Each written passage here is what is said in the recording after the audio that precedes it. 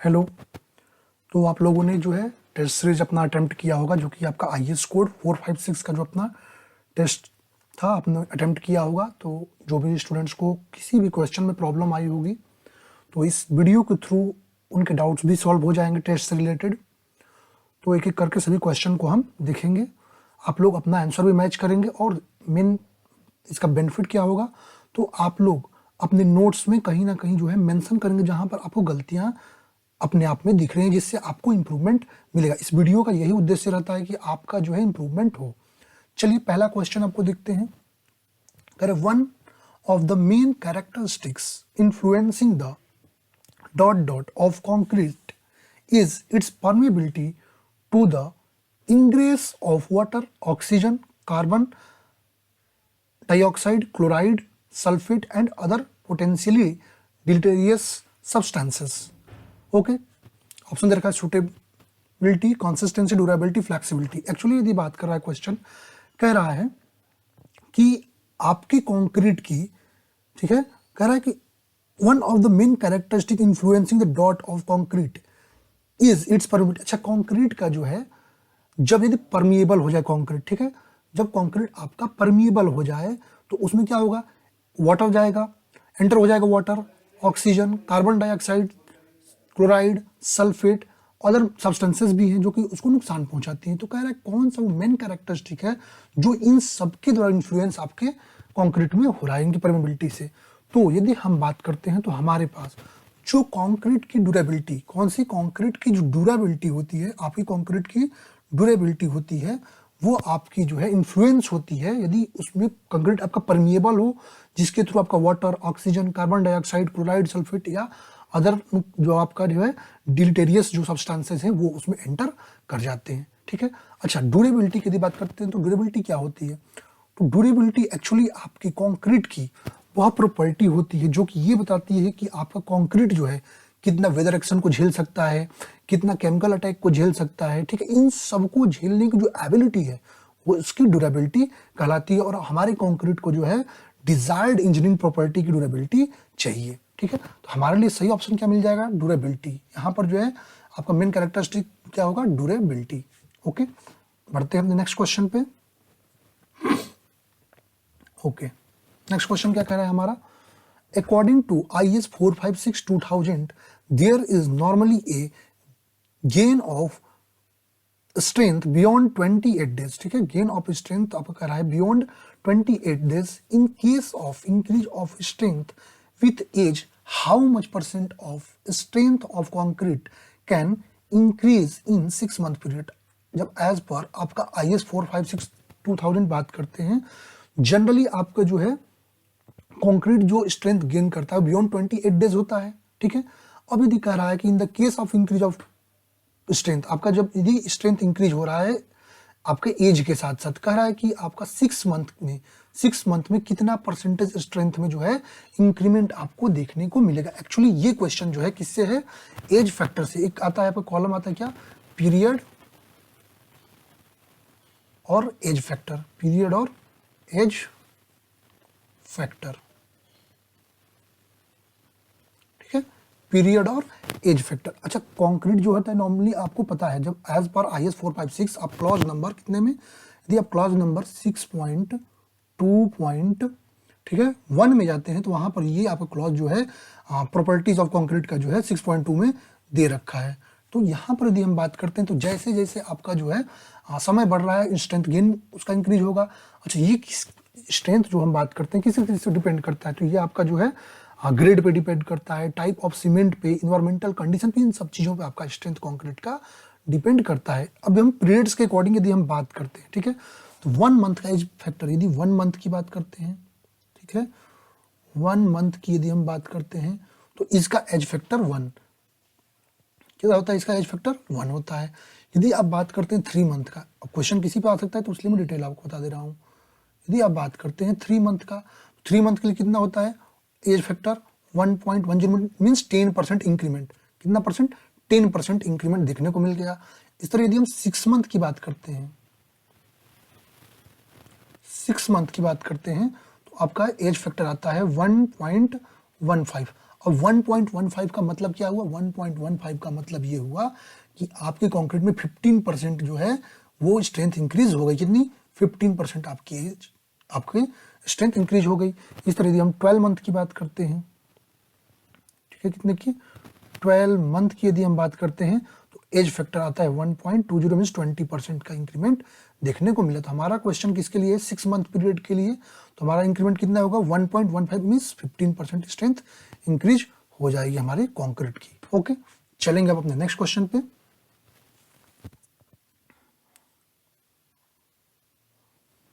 Okay, तो हमारा next question क्या कह रहा है? नेक्स्ट क्वेश्चन कह रहा है in case of doubt regarding development of strength the suitability of water for making concrete shall be ascertained by the. यदि हम बात करते हैं अपने कॉन्क्रीट की, ठीक है, यदि हम अपने कॉन्क्रीट की बात करते हैं स्ट्रेंथ डेवलपमेंट की, यदि उसमें आपका क्या आ रहा है? डाउट आ रहा है स्ट्रेंथ डेवलपमेंट में, तो हम वाटर की सुटेबिलिटी जिसके द्वारा हमने अपने कॉन्क्रीट को मैन्युफैक्चर किया है उसको किसके द्वारा वैलिडेट या एसर्टेंड करेंगे। ठीक है, तो यदि हम बात करते हैं अपने कंक्रीट में, यदि मान लीजिए स्ट्रेंथ में आपको डाउट आ रहा है, ठीक है, तो यदि हम आपके IS कोड IS 456/2000 पे यदि हम जाते हैं अपने क्लॉज इसमें, अच्छा आप लोग मार्क कीजिएगा, आप लोग के लिए सबसे अच्छा है कि आप लोग IS कोड लेके बैठे और मार्क भी कीजिए। ठीक है, यदि हम अपने क्लॉज 5.4.1 में जाते हैं, किसमें? क्लॉज 5.4.1 में जाते हैं, तो वहां पर ये पूरा दे रखा है आपका। ठीक है, तो यदि हम बात करते हैं अपने वाटर की, दो चीजें वाटर के लिए यदि हमारा जो है डाउट आ रहा है स्ट्रेंथ डेवलपमेंट में, दो चीजें हैं। एक क्या है? Compressive strength test, compressive strength test, और दूसरी चीज क्या है हमारी? दूसरी चीज हमारी है वो है हमारी इनिशियल सेटिंग टाइम। ठीक है, इनिशियल सेटिंग टाइम, इन दोनों का टेस्ट करते हैं। अब इन दोनों का टेस्ट परफॉर्म कैसे करते हैं ये भी जानना जरूरी है।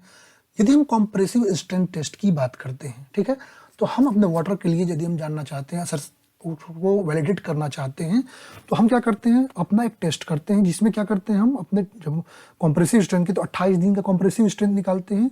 ठीक है, कितना हम क्या करते हैं? एटलीस्ट जो है आपका 150 mm का क्यूब, ठीक है, आपका 150 mm का क्यूब जो है 150 mm का क्यूब 3 लेंगे। ठीक है, कितना लेंगे? 3 क्यूब लेंगे, और एक जो है जिस वाटर को यूज कर रहे हैं उस वाटर में बनाएंगे सिंपल, और एक हम डिस्टिल्ड वाटर के साथ बनाएंगे। किसके साथ बनाएंगे? एक जो हम बनाएंगे अपना सिंपल, वो बनाएंगे अपना डिस्टिल्ड वाटर के साथ। ठीक है, अपना एक सिंपल डिस्टिल्ड वाटर के साथ बनाएंगे। अब चेक करेंगे दोनों में, तो हमारा जो स्ट्रेंथ है, जो हम जिस वाटर में अपना जो नॉर्मल वाटर लिए जिसमें बनाए हैं और डिस्टिल्ड वाटर में, 90% से ज़्यादा का डिफरेंस नहीं मिलना चाहिए इनके स्ट्रेंथ में। कितना? 90% का ज़्यादा डिफरेंस आपको नहीं मिलना चाहिए। अब इसी तरह इनिशियल सेटिंग टाइम की यदि हम बात करते हैं, तो जब अपने इसी तरह हम एक तो अपने नॉर्मल वाटर में अपना कंक्रीट बना के उसका इनिशियल सेटिंग टाइम 30 मिनट का निकाल लेते हैं, 30 मिनट आना चाहिए, और एक बार हम डिस्टिल्ड वाटर में, अब इन दोनों में जो initial setting time distilled water में और इसमें जो आता है, उसमें गैप जो है, उसमें गैप आपका जो है आपका 30% ज़्यादा, 30 मिनट से ज़्यादा का गैप नहीं होना चाहिए, डिफर नहीं करना चाहिए 30 मिनट से ज़्यादा। ठीक है, तब तो ये वैलिडेट है, वरना ये वैलिडेट नहीं है। तो दो टेस्ट करेंगे, एक कॉम्प्रेसिव स्ट्रेंथ टेस्ट और एक इनिशियल सेटिंग टाइम टेस्ट। तो ये आपका ऑप्शन सही होगा। ओके, प्रोसीड करेंगे नेक्स्ट क्वेश्चन पे। बाकी मुझे उम्मीद है कि आपको ये सारी चीजें बिल्कुल परफेक्टली समझ में आ रही होंगी। अब नेक्स्ट क्वेश्चन क्या कर रहा है? स्टेकिंग एंड यहाँ पर कुछ छोटा है, ठीक है, स्टेकिंग एंड स्टोरेज। ठीक है, स्टोरेज होगा, स्टेकिंग एंड स्टोरेज, मैं टाइप सही से करा दूंगा, storage. Stacking and storage shall be as described in IS code. अच्छा, जो आपका हम सीमेंट की बात करते हैं, सीमेंट को जो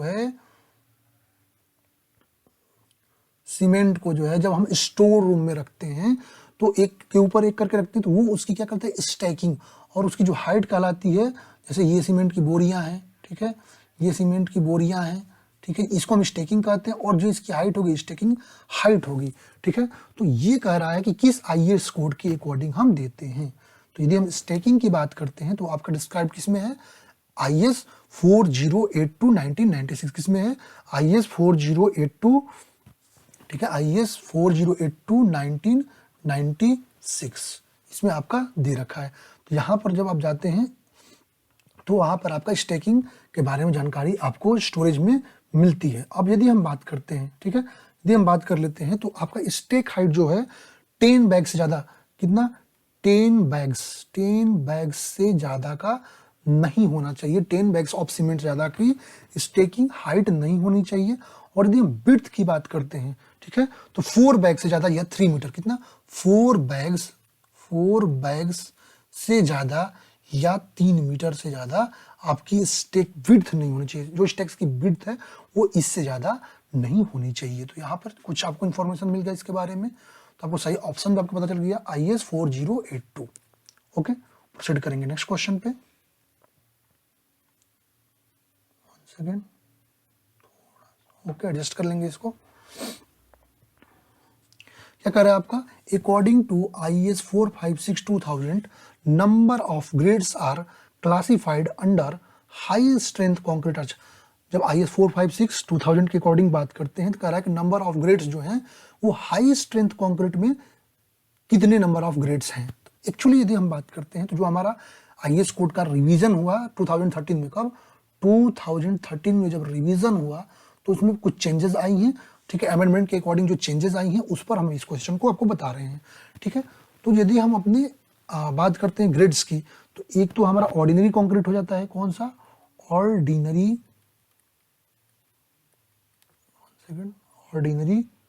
कंक्रीट हो जाता है। एक हमारा ऑर्डिनरी हो गया, ठीक है, एक हमारा स्टैंडर्ड हो गया, क्या हो गया, स्टैंडर्ड हो गया, और एक हमारा क्या हो गया, एक हमारा हो गया हाई स्ट्रेंथ।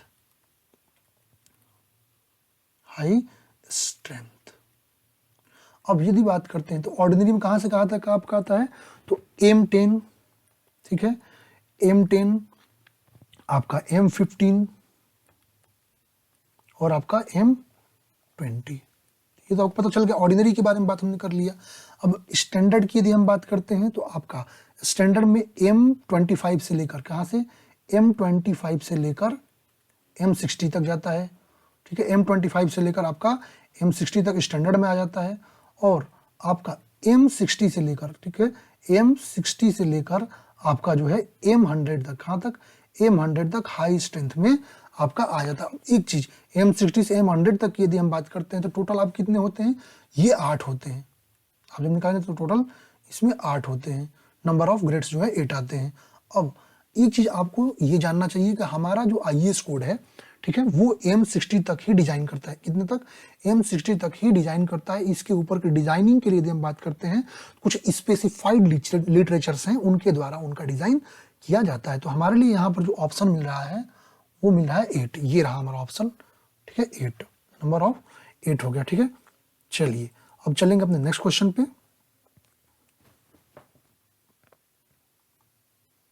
कह रहा है एज पर IS 456-2000 the modulus of elasticity is primarily influenced by, ठीक है, कह रहा है कि आपका जो है मॉडुलस ऑफ इलास्टिसिटी प्राइमरली किसके द्वारा, ठीक है, प्राइमरली किसके द्वारा इन्फ्लुएंस हो रहा है, elastic properties of aggregate, types of cement, aggregate, age of concrete और मिक्स प्रॉपर्टी। एक्चुअली जब हम बात करते हैं अपने मॉडुलस ऑफ इलास्टिसिटी की, तो यहाँ पर यदि IS 456-2000 में यदि आप क्लॉज आपका 6.2.3 पर जाएंगे, आप मार्क करिएगा अपना IS कोड जो आपने रखा होगा, ठीक है, वहाँ पे चीज़ें आपको मिलेंगी, बहुत ज़्यादा आपके लिए हेल्पफुल रहेंगी, ठीक है। तो जो आपका मॉडुलस ऑफ इलास्टिसिटी है ये प्राइमरली जो आपका एग्रीगेट है उसकी इलास्टिक प्रॉपर्टीज से इन्फ्लुएंस होता है, ठीक है। और थोड़ा बहुत जो आपका जो है आपका कंडीशन ऑफ क्यूरिंग हो गया, ठीक है, जैसे कंडीशन ऑफ क्यूरिंग हो गया, ठीक है, आपका एज ऑफ कंक्रीट हो गया, ठीक है, एज ऑफ कंक्रीट हो गया, आपका मिक्स प्रोपोर्शन हो गया, क्या, मिक्स प्रोपोर्शन हो गया, इन सब से भी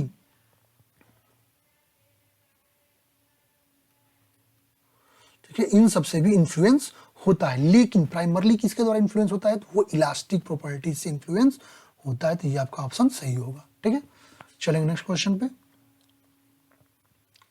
ओके, कह रहा है the total shrinkage of concrete, क्या कह रहा है आपका, the total shrinkage of concrete does not depend on, कह रहा है कि आपका जो टोटल श्रिंकेज कंक्रीट का है वो किस पर डिपेंड नहीं करता है।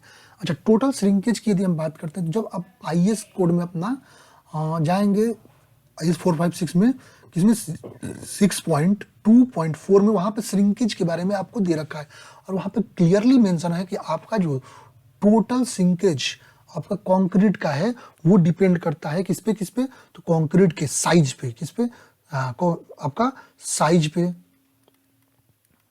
इन्वायरमेंटल कंडीशन पर, ठीक है, आपका जो कॉन्स्टिट्यूएंट्स अपने कंक्रीट में यूज करते हैं, ठीक है, जो आपके कॉन्स्टिट्यूएंट्स जो आप कंक्रीट में यूज करते हैं उन पे, इन सब चीजों पर डिपेंड आपका करता है, बट ये आपके शेप ऑफ द मेंबर पर डिपेंड नहीं करता है। अब यदि हम बात करते हैं अपने श्रिंकेज की, तो कई प्रकार की श्रिंकेज होती हैं, चाहे आपका कार्बोनेशन श्रिंकेज की बात करते हैं, प्लास्टिक श्रिंकेज की बात कर लें, टेम्परेचर श्रिंकेज, केमिकल श्रिंकेज, आपका ऑटोजेनस श्रिंकेज, ड्राइंग श्रिंकेज, ये डिफरेंट टाइप्स ऑफ श्रिंकेज हैं, तो आप इनको भी ध्यान में रखेंगे। चलते हैं नेक्स्ट क्वेश्चन पे। Okay, the modulus of elasticity of concrete can be assumed as follows। Okay, modulus of elasticity आपके कंक्रीट की E equal to 5000 under root FC की होती है, ये तो आपको पता है। Where E is the short term elastic modulus, ये भी आपको पता है कि जो E है हमारा शॉर्ट टर्म इलास्टिक मॉडुलस है। ओके, चलिए ये तो बात आपको पता है।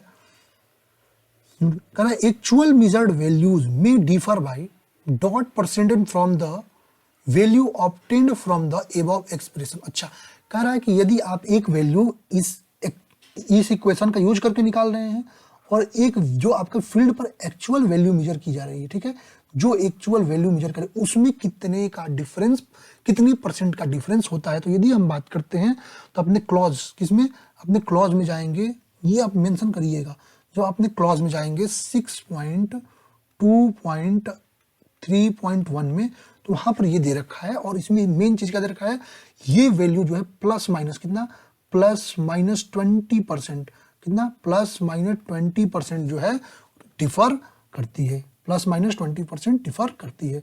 यहां पर सही ऑप्शन क्या मिल गया, ये आपका 20% ऑप्शन मिल जाएगा। ओके, चलते हैं नेक्स्ट क्वेश्चन पे। कह रहा है as mentioned in IS 456/2000, as long as the stress is in concrete shall not exceed, stress in concrete shall not, अच्छा, does not exceed dot of its characteristic compressive strength, okay, creep may be assumed to be proportional to the stress। ठीक है, कह रहा है कि आपका जो mention किया गया है आपके IS 456/2000 में कि जैसे आपका as long as stress in concrete does not exceed, अच्छा, of its compressive strength creep में भी assumed, अच्छा, कितने तक जो है आपका जो स्ट्रेस जो है वो आपका प्रोपोर्शनल जो है क्रीप के जाता है, उससे ज़्यादा एक्सीड नहीं करनी चाहिए आपकी जो है स्ट्रेस। ठीक है, कैरेक्टरिस्टिक कॉम्प्रेसिव स्ट्रेंथ के कितने से आपका जो है एक्सीड नहीं करना चाहिए, जिस पर आपका स्ट्रेस जो है वो प्रोपोर्शनल आपकी क्रीप पर रहे। तो ये भी आपका यदि क्लॉज में जाएंगे तो क्लॉज 6.2.5 में जहाँ पर क्रीप ऑफ कॉन्क्रीट बता रखा है वहाँ पर दे रखा है कि आपका जो है जैसे जैसे स्ट्रेस अपना बढ़ रहा है तो वो आपका 1/3, कितना, 1/3, 1/3 ऑफ, ठीक है, कैरेक्टर FC के, ठीक है, FC के यदि हम कैरेक्टरिस्टिक कॉम्प्रेसिव स्ट्रेंथ की बात करते हैं तो इतने से ज़्यादा स्ट्रेस जो है नहीं होना चाहिए, वरना आपका जो है आपका क्रीप जो है वो प्रोपोर्शनल नहीं होगा आपके स्ट्रेस को। तो कितना तक होना चाहिए, तो 1/3, सही ऑप्शन क्या मिलेगा, 1/3।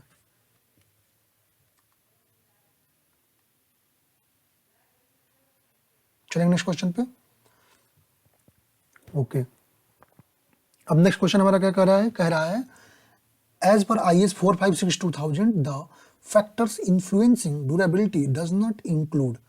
ओके, कह रहा है कि एज पर IS 456 आपका जो है कौन सा इसमें जो फैक्टर है ड्यूरेबिलिटी को इन्फ्लुएंस नहीं करता है। ठीक है, कह रहा है कि इनमें से कौन सा जो है आपकी ड्यूरेबिलिटी को आपका जो है इन्फ्लुएंस नहीं करता है।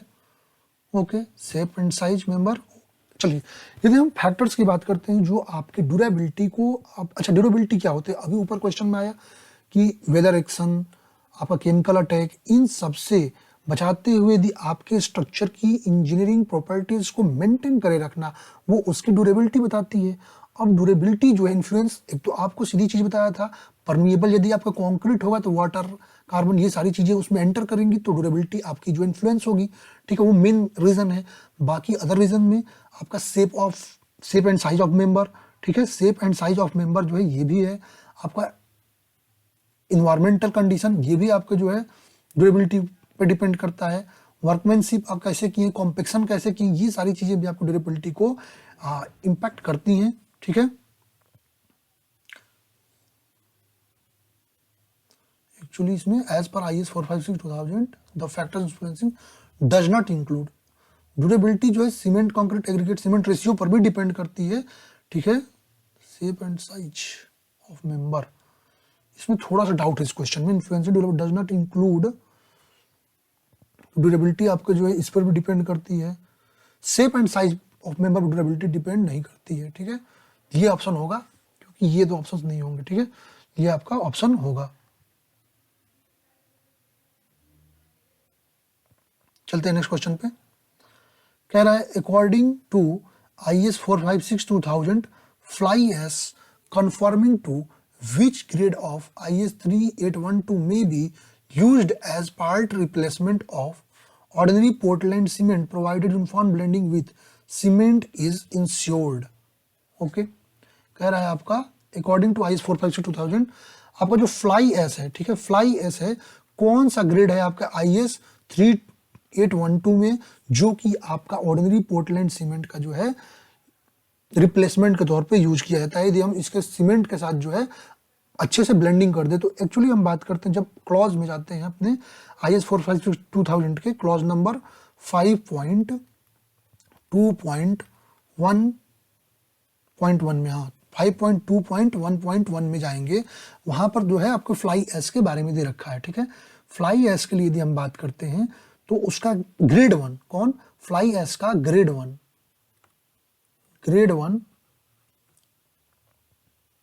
जो कि IS आपको किसमें दे रखा है, IS 3812 में दे रखा है, ठीक है। इसको जो हम पार्शियल रिप्लेसमेंट के रूप में यूज कर सकते हैं अपने वर्क में as a Portland cement. Okay, तो ग्रेड 1 सही ऑप्शन क्या होगा, ग्रेड 1। चलेंगे नेक्स्ट क्वेश्चन पे।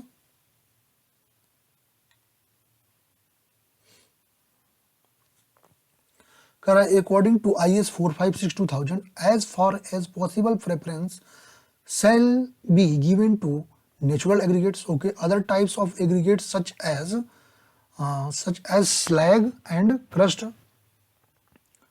overburnt brick should not contain more than % of sulfate SO3। Okay, चलिए इसके बारे में देखते हैं, ठीक है। तो यदि इसकी हम बात करते हैं तो कह रहा है कि आपका IS कोड ये कहता है कि जितनी आपके पास पॉसिबल हो आप प्रेफरेंस देंगे नेचुरल एग्रीगेट को। लेकिन कह रहा है कुछ अदर टाइप्स ऑफ एग्रीगेट जैसे आपका जो है स्लैग हो गया, आपको जो ओवरबर्न्ट ब्रिक्स होते हैं उसको हम क्या करते हैं, क्रश करके भी यूज करते हैं एग्रीगेट के रूप में। लेकिन कह रहा है कि इनमें जो है कितने से नॉट कंटेन मोर देन, कितने % से ज्यादा SO3 नहीं होना चाहिए, ये हार्मफुल इंग्रेडिएंट है। तो ये यदि हम बात करते हैं तो आपके IS कोड में जब जाएंगे तो SO3 की यदि हम बात करते हैं तो ये आपका 0.5, कितना, 0.5% से ज्यादा नहीं होना चाहिए।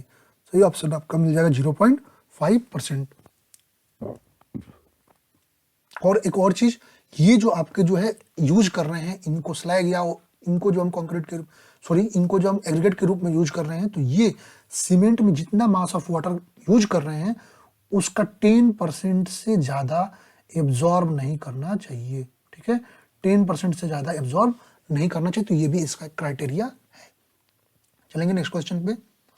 ओके, कह रहा है प्लूम्स यूज्ड इन, ओके, कह रहा है आपका plums used in plain concrete work up to a maximum limit of 20% by volume of concrete when specifically permitted by the engineer in charge। What is the size of plums according to IS 456। कह रहा है कि आपका जो है जो engineer in charge होता है आपके साइट पे वो कहते हैं उसके द्वारा स्पेसिफिकली परमिट किया गया है कि आपका जो प्लम जो है प्लेन कंक्रीट में यूज करते हैं वो 20% उसके वॉल्यूम का यूज कर सकते हैं, कंक्रीट के वॉल्यूम का 20%। लेकिन कह रहा है कि आईएस कोड जो है कितना परमिसिबल इसको देता है। तो ये आपका जब आईएस कोड 456/2000 में क्लॉज नंबर आप जाएंगे, किसमें क्लॉज नंबर आप जाएंगे आपका 5.3.3 में, वहां पर साइज ऑफ एग्रीगेट का डिस्क्रिप्शन पूरा दे रखा है। तो वहां पर यदि आप जाएंगे तो एज पर आईएस कोड जो प्लम्स का साइज होता है वो आपका, अच्छा एक्चुअली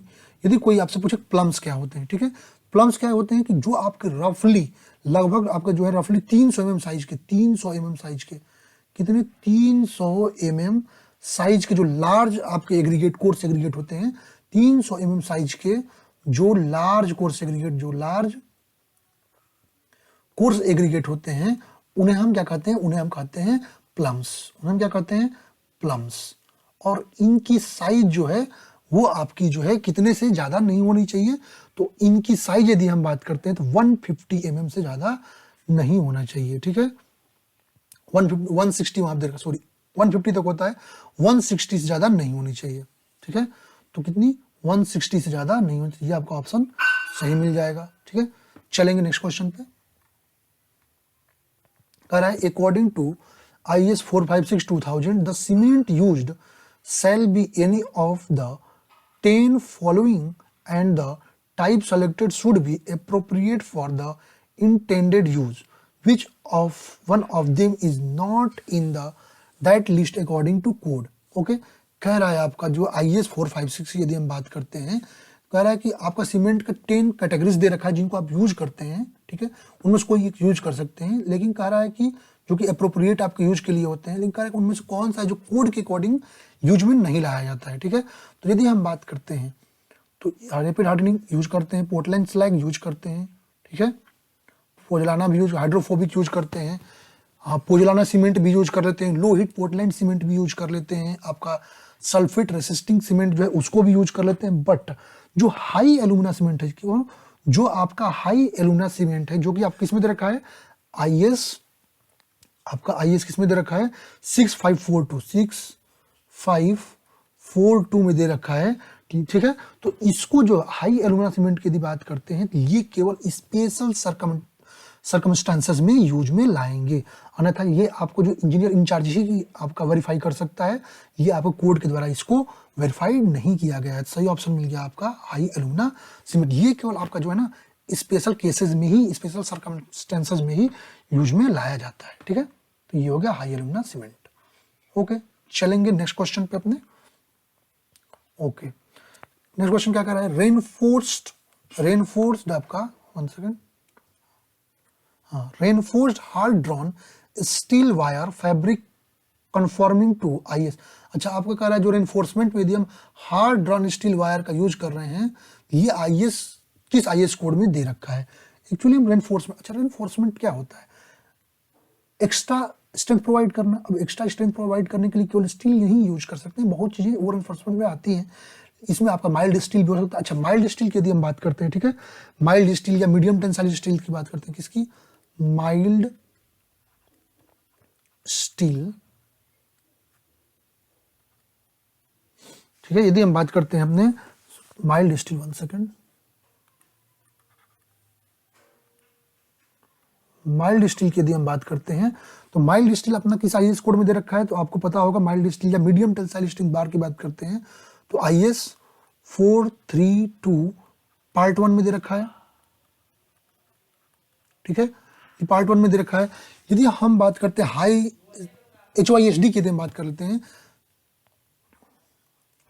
ठीक है, हाई स्ट्रेंथ डिफॉर्म बार की बात करते हैं, हाई स्ट्रेंथ डिफॉर्म्ड बार HYSD की बात करते हैं, तो ये आपका किस में दे रखा है, तो ये आपका IS 1786 में दे रखा है। और यदि हम हार्ड ड्रॉन वायर्स की बात करते हैं, किसकी, हार्ड ड्रॉन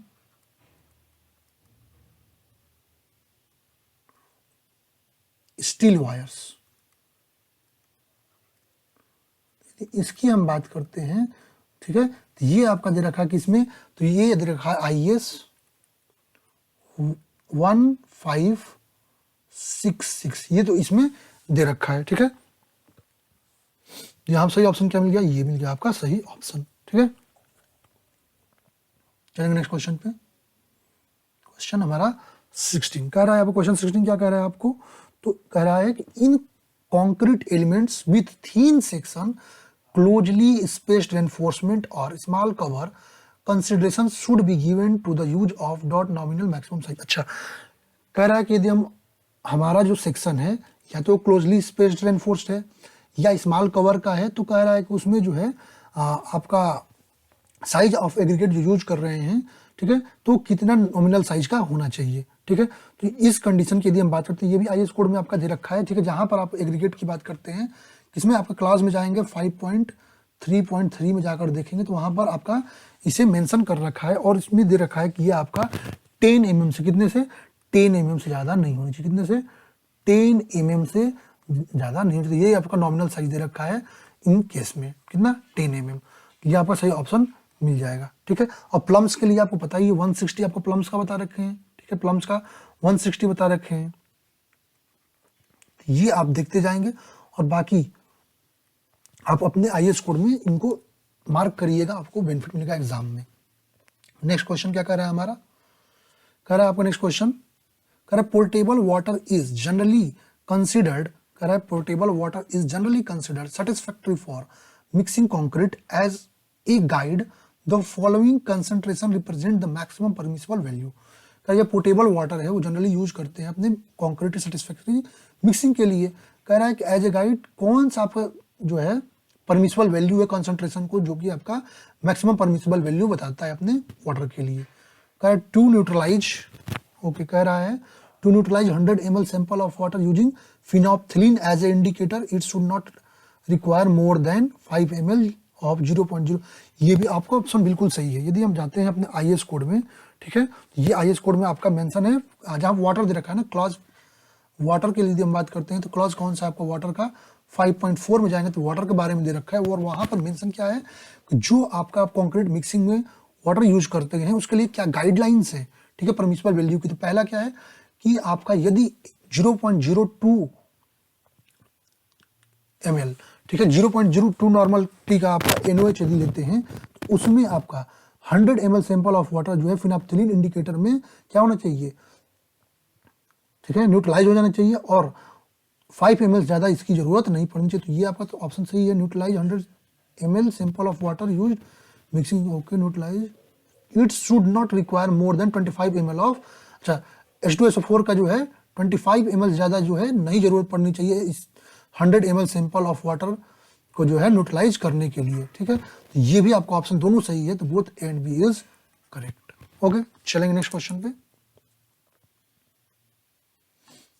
ओके, हमारा नेक्स्ट क्वेश्चन क्या है, हमारा नेक्स्ट क्वेश्चन कह रहा है as mentioned IS 456/2000 how much proportion of silica fume as a pozzolana usually used in the cement concrete mix. तो कह रहा है कि आपका जो है हम अपने पोजोलाना के रूप में सुर्खी का भी यूज करते हैं, सिलिका फ्लूम का भी यूज करते हैं, तो कह रहा है कि उसका कितना जो है कंक्रीट मिक्स में यूज कर सकते हैं, कितना प्रोपोर्शन यूज कर सकते हैं। तो यदि हम सिलिका फ्लूम की बात करते हैं, अच्छा, कहाँ से ऑप्टेन होता है, यदि ऑप्टेन करने की बात करते हैं सिलिका फ्लूम का, ये कहाँ से, तो जो भी आपका जो मैन्युफैक्चरिंग होती है, सिलिकॉन की हो गई, फेरो सिलिकॉन की हो गई आपका, ठीक है, तो इन सब के मैन्युफैक्चरिंग में जो बाई प्रोडक्ट मिलता है वो आपका मिलता है सिलिका फ्लूम। यदि हम सिलिका फ्लूम की बात करते हैं तो अपने कॉन्क्रीट मिक्स में 5 से 10%, कितना, 5 से 10% होना चाहिए, इतना ही यूज करने का परमिशन आपका IS 456/2000 देता है। ठीक है, तो ये भी हम यूज कर सकते हैं, तो आपका सही ऑप्शन मिल गया ये 5 से 10%। चलते हैं अपने नेक्स्ट क्वेश्चन पे। क्या कह रहा है, एज पर IS 456/2000 the acceptable limit of crack width for concrete structure exposed for mild and moderate exposure categories are condition. अच्छा, आपका जो एक्सेप्टेबल लिमिट पूछ रहा है क्रैक विड्थ का, कंक्रीट के क्रैक विड्थ का पूछ रहा है, और एक्सपोजर कंडीशन क्या दे रखा है आपका, माइल्ड और मॉडरेट, इन दोनों के लिए आपको पूछ रखा है। चलिए, यदि हम क्रैक विड्थ की बात करते हैं, एक जगह हम बात करते हैं किसकी, एक्सपोजर कंडीशन की, ठीक है, एक्सपोजर कंडीशन की बात कर लेते हैं, और एक हम बात कर लेते हैं मैक्सिमम अलाउबल आपका क्रैक विड्थ, क्रैक विड्थ इसको हम लेते हैं किसमें, एमएम में, ठीक है। यदि हम माइल्ड की बात करते हैं, किसकी, यदि हम बात करते हैं माइल्ड की, तो माइल्ड के लिए जो होता है वो इसकी वैल्यू होती है 0.3। यदि हम बात करते हैं मॉडरेट की, ठीक है, यदि हम बात करते हैं मॉडरेट, ठीक है, इसकी वैल्यू होती है 0.2। चलिए माइल्ड एंड मॉडरेट पूछ रहा था तो हमको तो मिल गया अपना ऑप्शन, ठीक है। और यदि हम बात करते हैं सीवियर की, सीवियर की बात करते हैं, या आपका अदर जो है मोर एग्रेसिव इन्वायरमेंट की, सीवियर या मोर एग्रेसिव इन्वायरमेंट की यदि हम बात करते हैं तो इसके लिए वैल्यू होती है 0.1। तो यदि हम बात करते हैं कि इसके लिए माइल्ड के लिए, तो माइल्ड के लिए हमारा कितना हो गया 0.3, और यदि हम बात करते हैं मॉडरेट के लिए हो गया तो 0.2। तो हमारा सही ऑप्शन तो यहाँ मिल चुका है ये, ठीक है। चलेंगे नेक्स्ट क्वेश्चन पे। ओके, कह रहा है फॉर हेविली रेनफोर्स्ड, ठीक है। अब क्वेश्चन क्या कह रहा है, for heavily reinforced concrete members as in the case of ribs of main beams the nominal maximum size of the aggregate should usually be restricted. Okay, हम क्या बात कर रहे हैं यहाँ पर, कह रहा है कि यदि हम हेविली रेनफोर्स्ड मेंबर्स की बात करते हैं इन केस ऑफ रिब्स, रिब्स के केस में जो है मेन बीम में नॉमिनल मैक्सिमम साइज एग्रीगेट का जो है कितना रिस्ट्रिक्ट किया गया है, ठीक है। तो यदि हम आईएस कोड में अपने जाते हैं IS 456 में, तो हम वहाँ पर यदि हम पहुँचते हैं अपने क्लॉज नंबर कितने में 5.3.3.1 में, ठीक है। तो यहाँ पर यदि हम बात करते हैं तो हमारा जो साइज जो रिब, ठीक है, ये हमारा प्लेट हो गया, प्लेट, और ये हो गया हमारा रिब, ठीक है, ये हो गया रिब। तो रिब की यदि हम बात करते हैं तो वहाँ पर जो साइज आपका यूज करते हैं वो आपका 5 mm, कितना आपका जो है 5 mm से लेस नहीं चाहिए, 5 mm less than the minimum clear distance between main bars. तो ये आपका सही ऑप्शन मिल गया 5 mm वाला, ठीक है। तो ये क्वेश्चंस आपके इस टेस्ट के सॉल्व हो चुके हैं। ओके।